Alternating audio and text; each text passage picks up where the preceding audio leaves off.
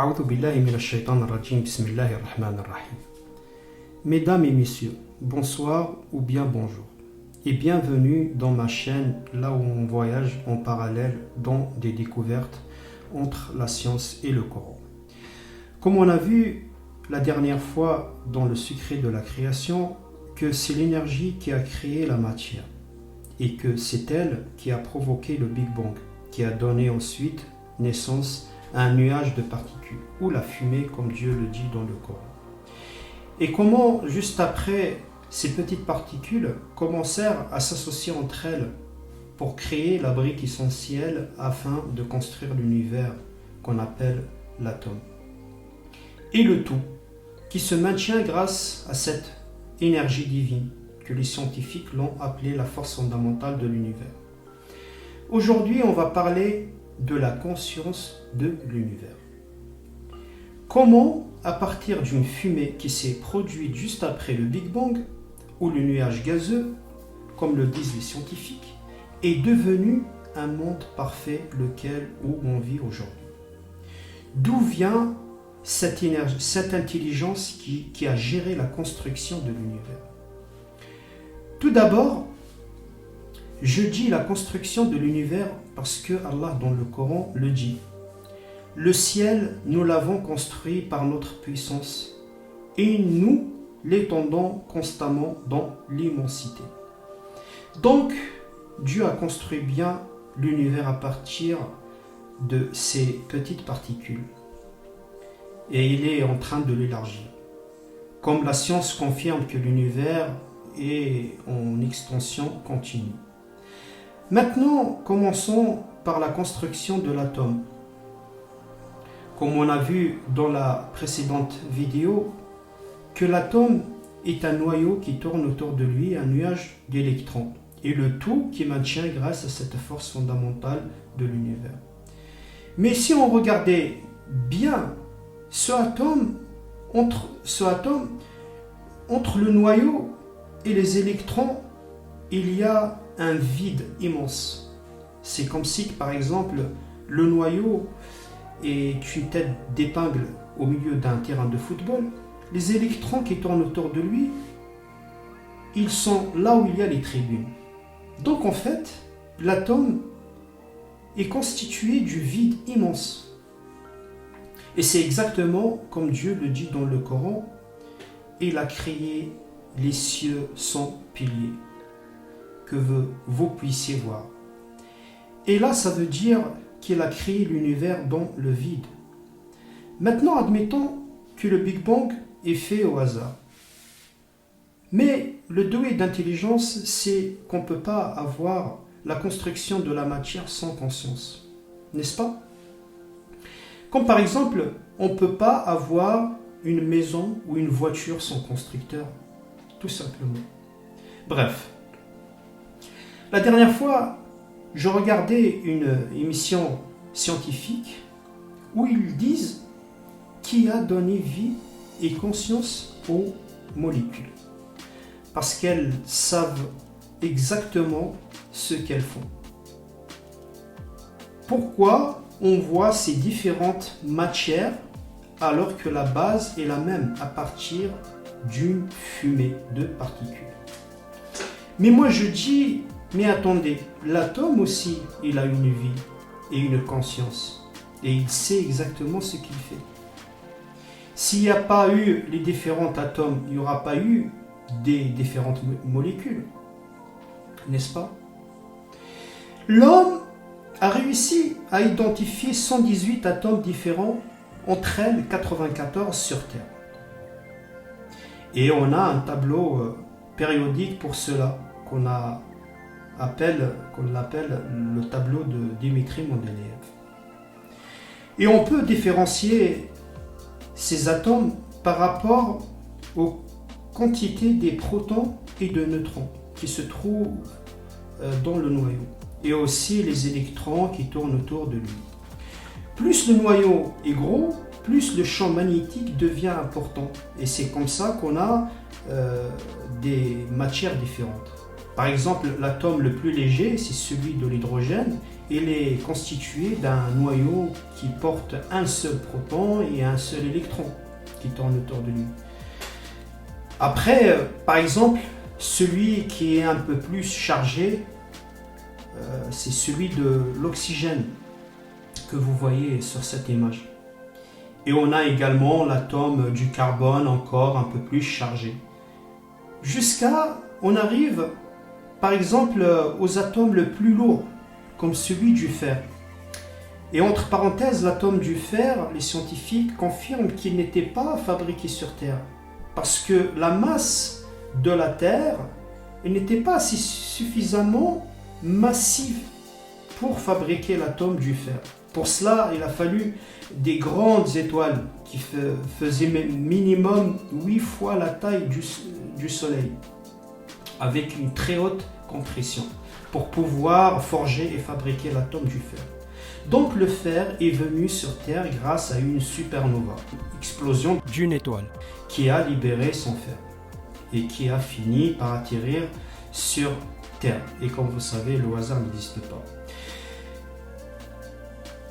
Comme Dieu le dit dans le Coran aussi, et nous avons fait descendre le fer dans lequel il y a une force redoutable, aussi bien que des utilités pour les gens, et pour que Allah reconnaisse qui, dans l'invisible, défendra sa cause et celle de ses messagers. Certes, Allah est fort et puissant. Donc, la terre, pendant qu'elle était encore en fusion, Dieu a anticipé et il a fait descendre le fer pour notre bien. Donc voilà. Après qu'il a fini la construction de ces atomes, différents atomes, il a commencé ensuite à construire avec quelque chose de plus grand, qu'on appelle les molécules. Alors, qu'est-ce que c'est une molécule ? Une molécule est un regroupement de plusieurs atomes différents qui se tiennent entre eux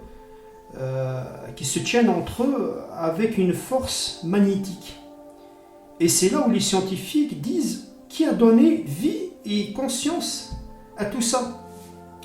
C'est étonnant, n'est-ce pas ? Pour être clair, vous savez, Dieu dans le Coran dit quand il veut une chose, son commandement consiste à dire soit et c'est. C'est là où vous voyez vraiment la conscience du Créateur. Avec 94 atomes différents sur Terre, il a créé des milliards de molécules différentes, presque infinies. Par exemple, le plus simple, la molécule d'eau. Dieu a associé 2 atomes d'hydrogène et un atome d'oxygène et il a dit tout simplement soyez l'eau. Et c'est là il a créé l'eau. Si tu veux bien comprendre, c'est simple et basique. Par un autre exemple, la molécule de sucre, il a associé plusieurs atomes d'oxygène et de l'hydrogène et de carbone avec un nombre bien précis bien sûr, et là il a dit soyez sucre et c'est. Ne voyais-tu pas cette force magique et cette conscience ? Pourtant, c'est simple et basique. Et tel est le cas de toutes les molécules qui existent. Et après, cette conscience et cette force a continué son chemin de construction. Avec ces molécules, il a construit encore des choses plus grandes, comme par exemple l'ADN. Et là, comme vous la voyez, c'est le code génétique de chaque être vivant. Et chacun de nous, il a son ADN unique au monde. Et l'ADN est une composition très compliquée de plusieurs molécules. Ou par exemple, des protéines ou des vitamines, etc. Mais moi, ce qui me fascine le plus, c'est la cellule. La cellule, soit animale ou végétale, c'est le plus petit être vivant qui existe. Elle reçoit de l'ordre comme un ouvrier. À l'intérieur de cette cellule, on dirait une ville industrielle qui construit et qui rénove tout dans notre corps. Elle est bien consciente et elle sait très bien ce qu'elle fait. Et ainsi jusqu'à la construction du corps humain. Par exemple, ce corps magnifique, comment il est fait. Et toi et moi, on est conscients. Je suis en train de te parler et toi, tu es en train de m'écouter, n'est-ce pas? Et tu t'es pas créé toi-même. Il y a bien une autre conscience plus intelligente qui t'a créé. Et c'est elle qui a créé le monde que tu vois autour de toi. Sans rentrer dans les détails, bien sûr. Toute cette harmonie que tu vois, cette construction qui tient grâce à cette force fondamentale, qui est alimentée par un olivier ni oriental ni occidental. Comme on a vu dans la vidéo précédente, le secret de la création, a bel et bien une conscience et une force forte et intelligente. Ta conscience à toi, il y a bien quelqu'un qui te l'a donnée. Et c'est celui-là qui a donné la conscience à toute chose. Et tout cela a commencé par un point de départ unique, riche et fort qu'on appelle Dieu. C'est simple et basique. Et Dieu dit dans le Coran, dit, c'est lui qui vous a créé et vous a donné l'ouïe, les yeux et les cœurs. Mais vous êtes rarement reconnaissant. Dit, c'est lui qui t'a créé, qui t'a fait entendre, voir et penser. Ne te remercie pas un peu. Maintenant, si tu insistes de ne pas croire à tout cela, moi je te dis, être ou ne pas être, telle est la question de Hamlet. Mesdames, messieurs, je vous confirme que la vie est belle. Soyez bien positifs dans la vie. Mais elle est encore plus belle quand on croit à cette source qui nous a donné notre conscience et notre vie. Donc, soyez désolés. Demandez le pardon, remerciez-le et adorez-le. Vous serez également ressourcés. Parce que c'est lui la lumière de l'existence et c'est lui la vie et l'amour. Et c'est lui la source de toutes choses. Alors, ressourcez-vous. Mesdames, messieurs, je vous laisse donc avec votre conscience et je vous dis à très bientôt. Inch'Allah. Salam.